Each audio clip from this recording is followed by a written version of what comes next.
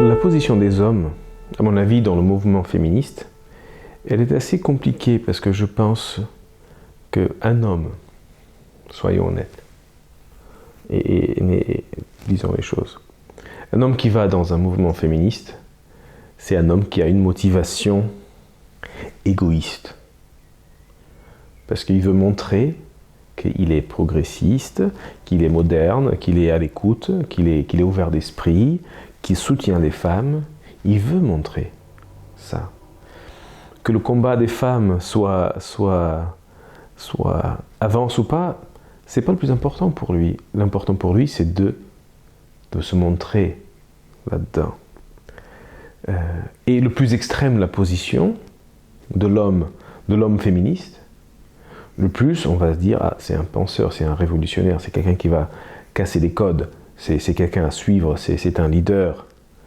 Un homme qui parle ouvertement du clitoris et qui fait des peintures, des sculptures de clitoris, de vulve, tout ça, qui met ça en avant, c'est un homme qui cherche à surfer sur cette vague.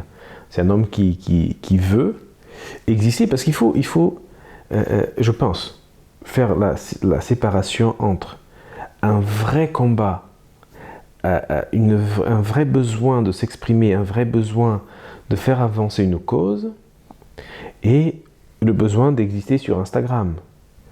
Et du coup, l'homme féministe, qui est là à manifester, etc., c'est un homme qui veut exister.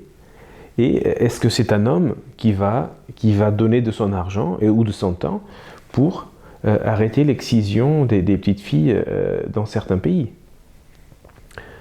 Est-ce que au lieu de poster des choses sur Facebook ou de parler, de gueuler, d'aller manifester devant le gouvernement, est-ce que il va dénoncer, il va affronter le problème sur le terrain?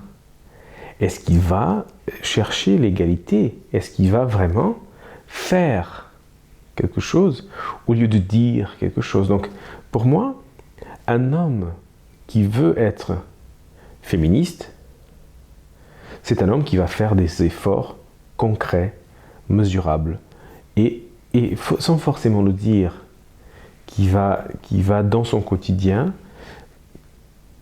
travailler de façon à ce que la société soit plus égalitaire, et par l'éducation de ses enfants, et par son lieu de travail, et par son cercle social, etc.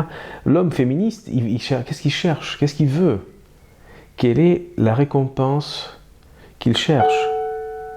Parce que, si vous voulez, en plus il y a des hommes féministes qui sont très extrêmes. Il y a les hommes féministes qui disent body positive, les femmes devraient être autorisées à faire ce qu'elles veulent, etc. etc. Et d'autres hommes féministes qui vont dire non, mais il faut pas. Pourquoi le maquillage? Pourquoi les talons? Qu'est-ce que ça fait, les talons?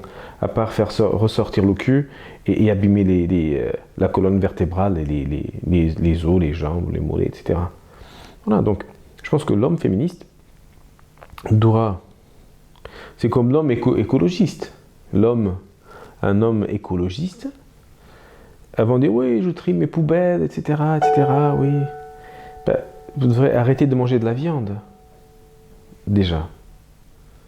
Non, il y a des actions logiques à faire d'abord. Donc je pense que pour les hommes féministes, il faut savoir différencier. Voilà, parce qu'il y a des hommes qui sont vraiment dans le combat de tous les jours, qui sont sur le terrain, qui essayent de faire des choses. Et après, il y a des hommes féministes d'Instagram et de Facebook qui disent, voilà, ouais, féministe, clitoris power, etc. Non. Ceux-là, ils cherchent à exister et à ce qu'on les admire par leur engagement, par leur activisme, etc. etc. Mais après, 2 ans après, ils font autre chose et ils s'en foutent. Donc, réfléchissons à ça, je pense, c'est important.